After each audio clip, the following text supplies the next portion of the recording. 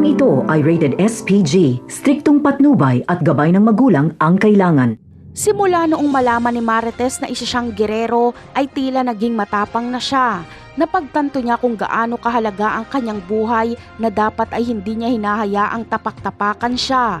Kaya noong sinampal siya ni Olivia ay agad niya itong binawian ng sampal at hindi ito nakaporma sa kanilang sabunutan. Hindi matanggap ni Olivia dahil vice mayor umano siya pero nginudngud siya ni Marites. Samantala, agad na maaawat ang dalawa. Dito ay sinabi ni Olivia kung bakit siya galit na galit kay Marites. Dahil ang kapatid umano ni Marites na si Roberto ang nag-utos sa pagpapasabog sa ikinamatay ni Inigo. Pero batid ni Tanggol na walang kasalanan si Marites, kaya babantaan niya si Olivia na kapag ginalaw pa ulit nito si Marites ay makakatikim ito sa kanya.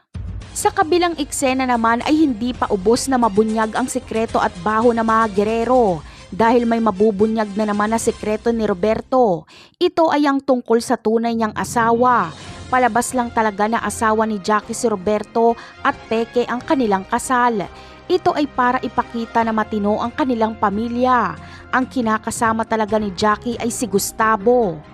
Habang si Roberto naman ay may sariling asawa pero sekreto lang ito sa publiko. Sa mga susunod na episode ay makikilala na natin kung sino itong asawa ni Roberto.